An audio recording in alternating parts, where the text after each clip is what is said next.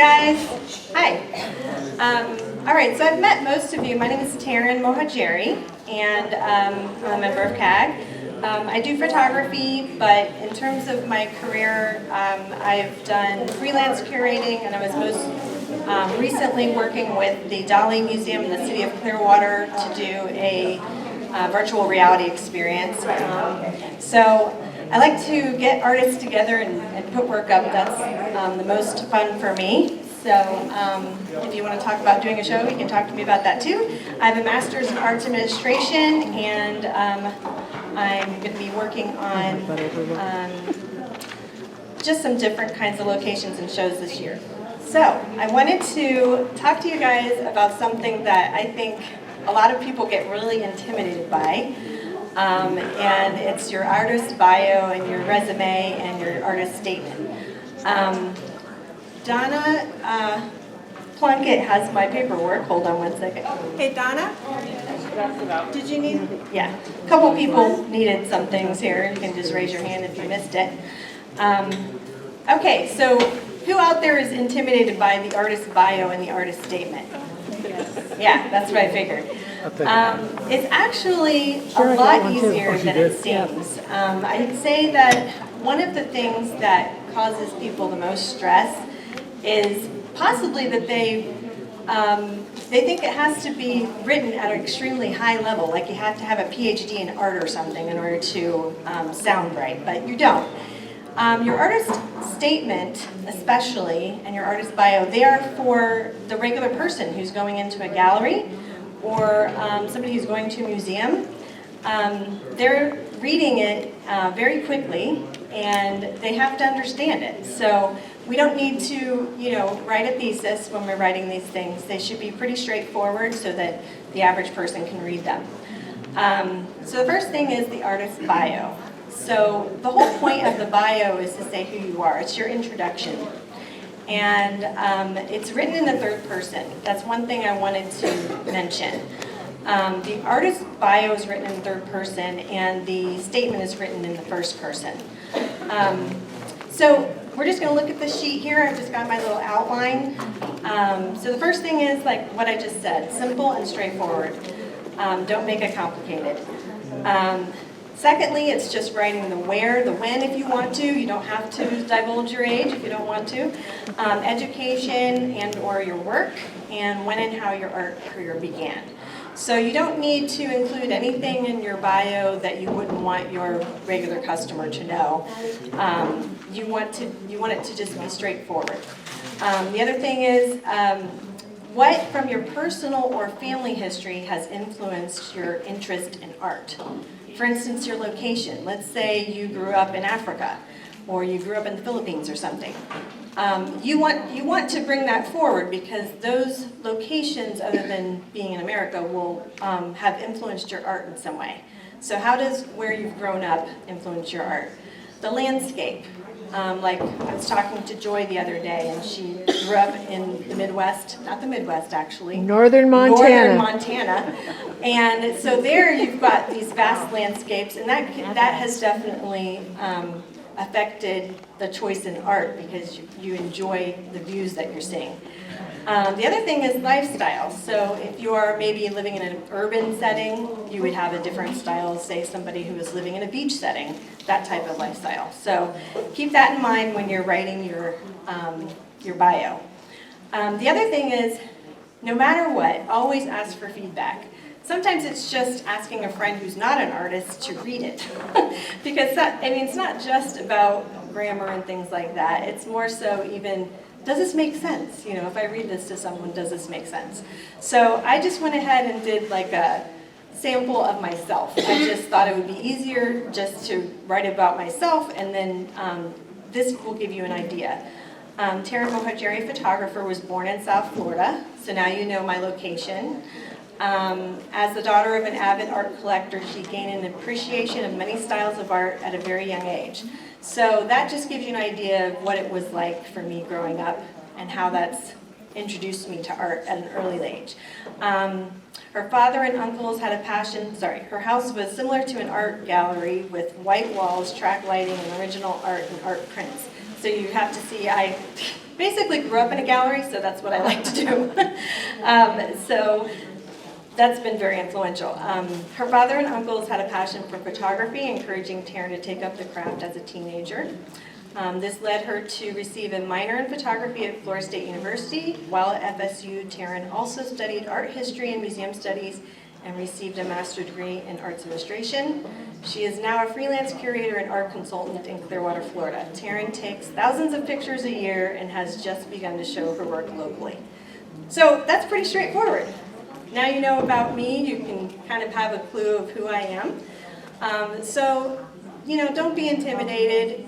Just start writing. One of the big things that I try to do, that I've helped other artists do, is I can give you basically just a sheet of questions to ask yourself. And once you start answering those questions, you're going to see what you need to put in your bio. So I'd say the hardest part out of all of this would be the artist statement. But the artist statement is very important. I think a lot of people don't want to do an artist statement because they're like, why should I explain myself? Well, the average person may or may not, appreciate your art based on the way it looks. They want to know more about why you did it. What is your medium that you're using? And how does it affect you? What are you trying to say? So once again, it's an important summary that explains the body of work or an individual piece of work. When you're putting together this information, it's good to have on your website so that if your customers can see it, but also other galleries can see it. If you're sending something in or trying to get into a gallery, you have to have your bio and your statement. They will ask for that. Sometimes they will also ask for a resume, it depends. So you definitely do want this information. Once again, short and concise. I recently did a show and I asked for statements, and I had one that was an entire page long of information. And then I had one statement from one artist that was one sentence. So I'm going to encourage you to do approximately 150 words. Kind of stay in that range. You don't want to do more than that because, I'm just being honest, people won't read it. But you don't want to do one sentence because that doesn't really help people understand, what's going on. So keep that in mind, about 150 words. You want to write your statement in first person. So it's got to be easy to understand language. Like I said, you don't want to come across as an art a historian or something and use all these words and things that people don't understand. So these are the main questions. I wanted you all to have this. These are the main questions you want to answer when you're writing your artist statement. Why you make your art. Can everybody say why you make your art? I mean, it could simply be because it's beautiful. Or I like beauty and I want to share beauty with others. That's great. If that's what you want to say, that's a great thing to say. Sometimes an artist statement is more political, but try not to be so political that it is polarizing for people. People don't want to be turned off by your artist statement because then they'll be turned off by your art. So be careful the language that you use. The other thing is, what inspires or drives you to make your art? What is it about the landscape? What is it about the urban environment? What is it about the tree that you're taking a photograph of it? Why? Why are you doing that? What is inspiring you about it? Why should people care about your art? What should it do for others? The other thing is what it signifies or represents. For instance, like I said, there's a tree. It could be that you have a compelling story as to what that tree means to you. How has it affected you?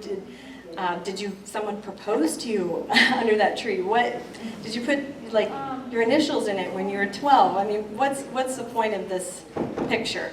So like I said, sometimes your artist statement needs to be more of a general statement about why you do art, and then sometimes it has to be specific to the actual piece. So keep that in mind. There are basically two versions of an artist statement. And it depends on who's doing the show and what they're requesting of you. The other thing is what it communicates. What are you trying to convey there? What does it mean? And I was actually, Susie's not here, but Susie Owen is doing her hand series. She's just photography of all these different hands doing all these different things. It's absolutely gorgeous. And so what is she trying to communicate through those hands? You know, saying that all hands are beautiful because they can do all these amazing things, and different people doing different activities, you know. So find out, you know, really search yourself and see, why do I do what I do? And it can help you also, I think, in your art to have purpose in what you're doing. The other thing is, what makes it unique or special? And briefly, what it means to you. So I put the reference, there's a website, there's 2 websites I would recommend. One is called artbusiness.com and one is called agoragallery.com. You can ask me about those again later.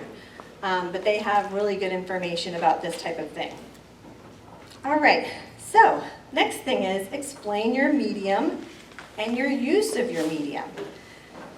All of you in here probably use a different medium. If you do use the same medium, you may use it in a different way.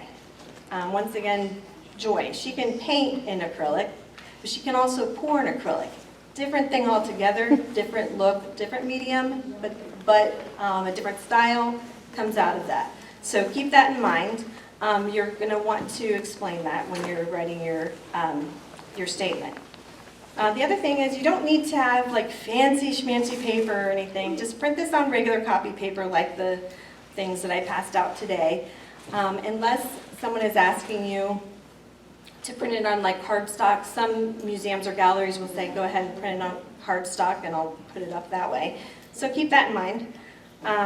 You want it to look professional. Here's some things to avoid. Do not compare yourself to historical artists. It's not a good idea because you don't want to compare yourself to Picasso or, you know, Ansel Adams or something like that, because what that's going to do is people will just, they'll automatically compare you and go, not at all, why would you say that? Instead, you can say styles or art eras that you're interested in. For instance, if you're doing something and you're using a lot of blocky shapes, you can say I was inspired by the Cubist era or something like that. You can also say that you do representational art instead of abstract, that type of thing. People typically understand that, so just, you know, keeping it simple, but definitely being explaining what you do and why you do it. The other thing is, be careful to not tell others how to feel about your art. That's what I was saying before. It can be polarizing if you're looking at a piece of art and the artist is telling you, you must believe in blah, blah, blah, or you have to agree with blah, blah, blah. No, you don't. They don't have to. So just tell them maybe how it feels for you, but you don't need to express it in a way that is a turnoff for the customer.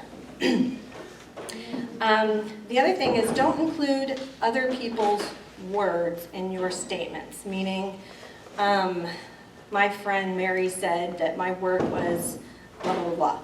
No, it's an artist statement. It comes from you. It is yours alone. It is personal to you. So definitely keep that in mind. And once again, ask for feedback.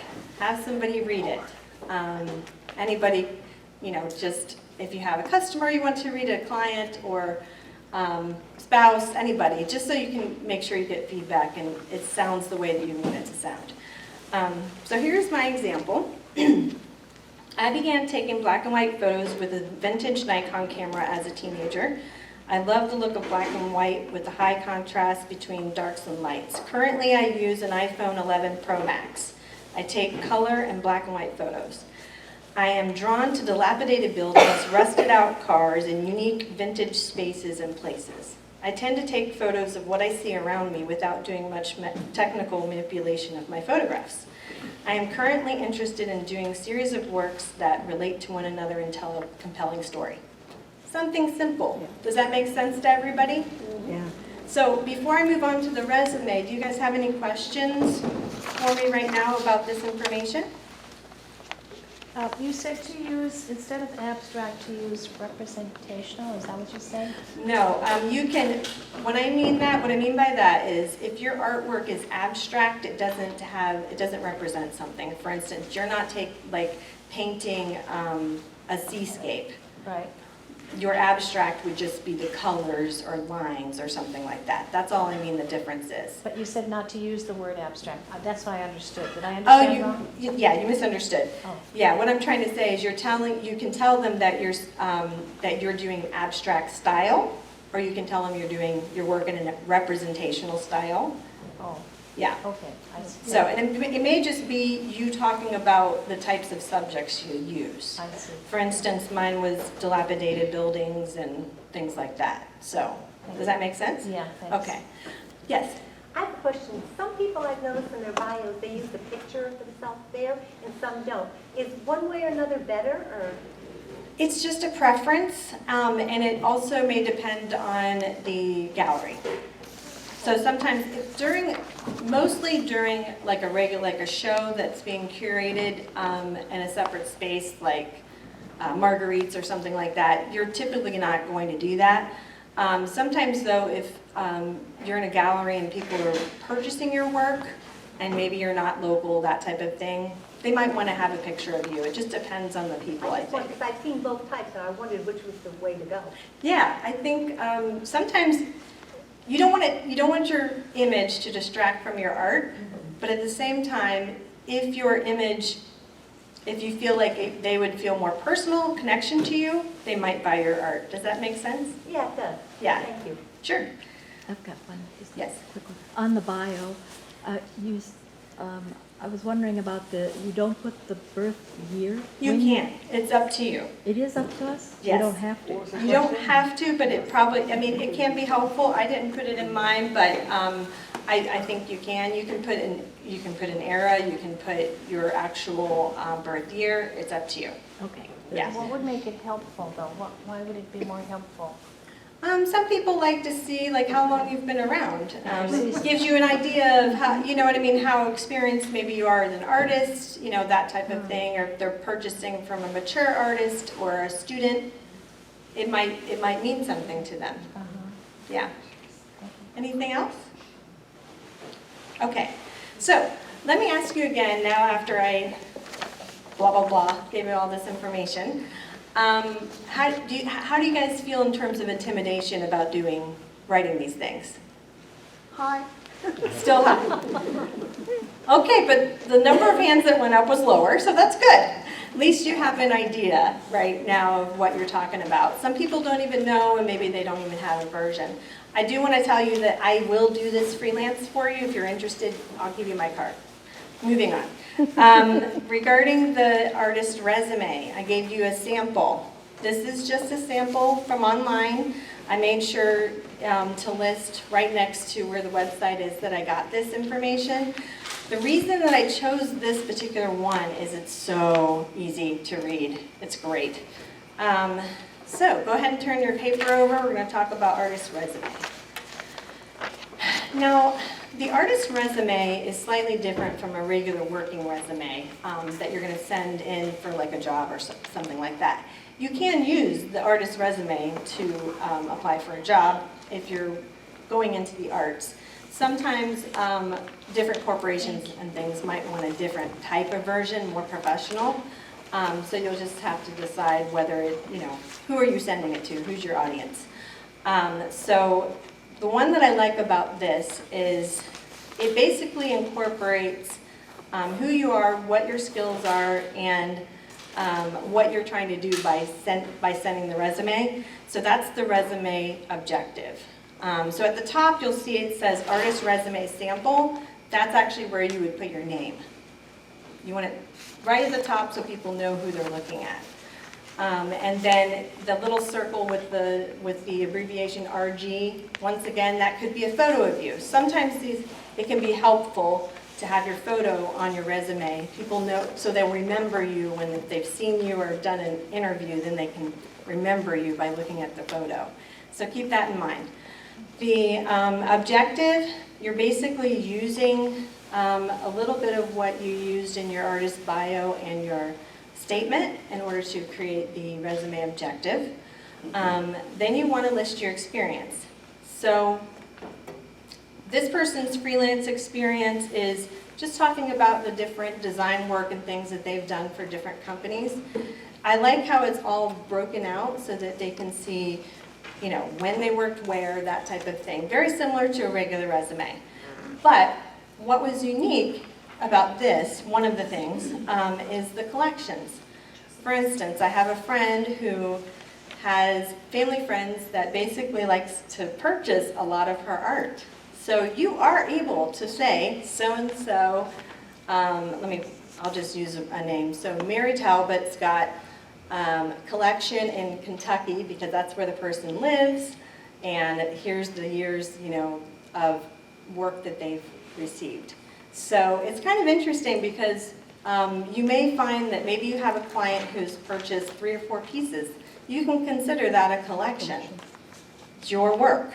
So that's one way of listing out. You want to do that type of thing on a resume because it says to people, oh, people like this person's art. Maybe I should like this person's art. Oh, I might want to buy this person's art because that person has a collection and I want to be, you know.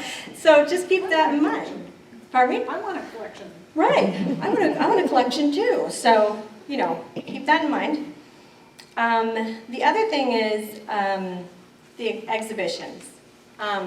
Now, try to keep in mind a lot of what we're doing is very local, and that's fine. It's fine to list Marguerite's on here. It's fine to list, you know, the New Beginnings show, all of that type of stuff. List it out. Just maybe be careful not to do like something hanging in the McDonald's bathroom or something. You see what I'm saying? I'm not saying that, you know, I'm just saying just try to keep it to where it makes sense, people know. So the information that you would want is the name of the exhibit, the location, and the dates in which it was shown. And you guys have that, so I would put it on there. I don't know if I would do art in the park. That's more of a selling situation, not as much as a display situation. So keep that in mind when you're listing your exhibits. So you see over on the right column, contacts, really important. Got to have all your information on there. You got your email, your phone number, your address. That's all, you know, important information. Definitely any of your social media needs to be on there. A lot of people, that is how they're seeing art nowadays, and it's the only way they're seeing art, so have it on there. If you have your website, put your website on there. They definitely want to see your website, and maybe your website will link to your social media, which is a great idea, or vice versa. Then the other thing is your skills. So it's not just your artistic skill. For instance, if you're trying to get a job in the arts, it's good to list other things as well. But over here we've got photography, sculpture, Adobe, Photoshop. Maybe you use Lightroom. Maybe you're a photographer and you use Lightroom. Maybe you've used an app on your phone. It's okay to list those things. If you're proficient in something, list it. I mean, some of you would have a really long list, but it's okay because you want to state what you're good with. And then the other part, of course, is the education. The other thing that is not on this resume that I think you should add, so if you want to make a note, you can, that is your awards and your accolades. Don't shy away from putting that on there. Once again, putting your awards, any of your ribbons that you think are worth mentioning, you should put on your resume because it says, yeah, I'm good enough. I'm so good that I got best of show. That type of thing. So put it on there because people will want to see that. The other thing is, I noticed they didn't put on, that I want to make sure that you guys do. You'll see it underneath my piece of paper that says Artist Resume. Certifications and organization memberships.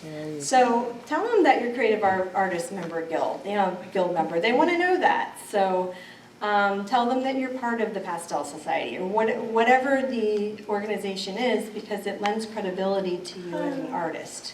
So definitely put that on there. Yes? Would you put any of that sort of thing in your bio?